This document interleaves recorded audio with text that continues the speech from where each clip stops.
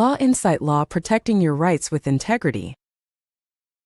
ভাই বোনেরা, আজকে আমরা বার কাউন্সিল পরীক্ষার পূর্ণাঙ্গ প্রস্তুতির পঞ্চম ক্লাসে শুরু করতে যাচ্ছি। তাহলে শুরু করা যাক। সুনির্দিষ্ট প্রতীকের আইনের কোন ধারা মতে দলিল সংশোধন করা যায়? 31 ধারা মতে। সুনির্দিষ্ট প্রতীকের আইনের 5 ধারায় কয়েকটি নিষেধাত্মক সুনির্দিষ্ট প্রতীকের প্রদান করার কথা বলা হয়েছে।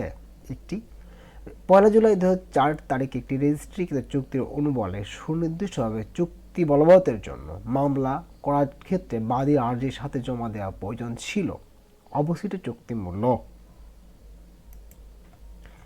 অ্যাডভোকেট হওয়ার সব যোগ্যতার পর একজন ব্যক্তি অ্যাডভোকেট হতে পারবেন না যদি সে সরকারি চাকরি হতে নৈতিক অবক্ষয়ের কারণে অপসারিত হলে আর নৈতিক অবক্ষয়ের কারণে কোনো অপরাধ দণ্ডিত হলে।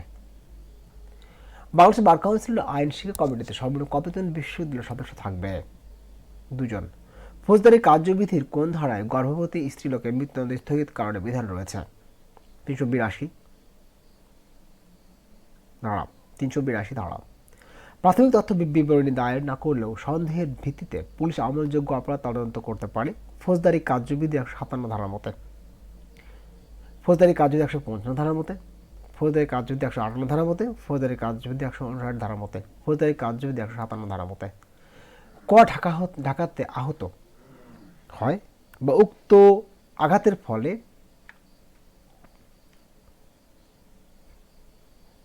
চট্টগ্রামে মারা যায়, কয়ের মৃত্যুদণ্ড বা বিচার হতে পারে উক্ত 2 স্থানের যে কোনো এক স্থানে।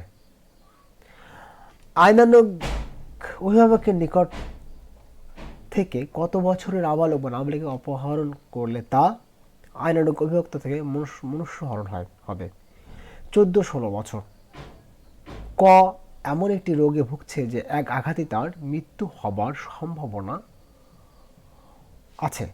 ক্ষয়ের কথা না জেনে ক কে দৈহিক জখম করার অভিপ্রায় এমন আঘাত করে যা একজন সুস্থ ব্যক্তি মৃত্যু করতে পারে, উক্ত আঘাতের লোক ক মারা যায়, এটি অপরাধজনক নরহত্যা। দণ্ডবিধির কোন ধারায় একমাত্র শাস্তি মৃত্যুদণ্ড?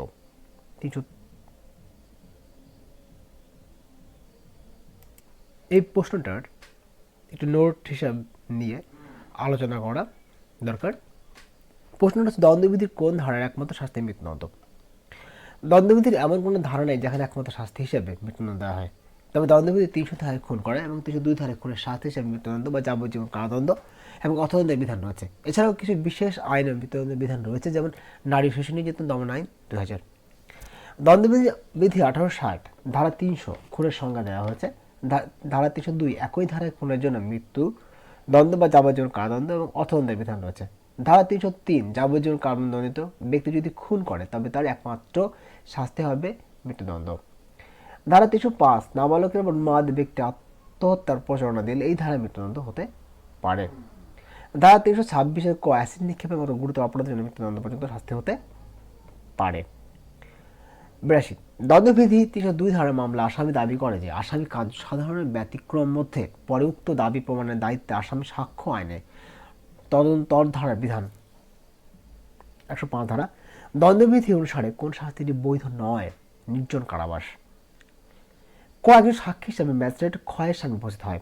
খ বলে যে তিনি কয়ের সাক্ষ্য এক শব্দে বিশ্বাস করেন না এবং ক মিথ্যা শপথ করেছে। এসব কথায় ক আকস্মিক ক্রোধে খকে হত্যা করে। এখানে ক অপরাধ খুন।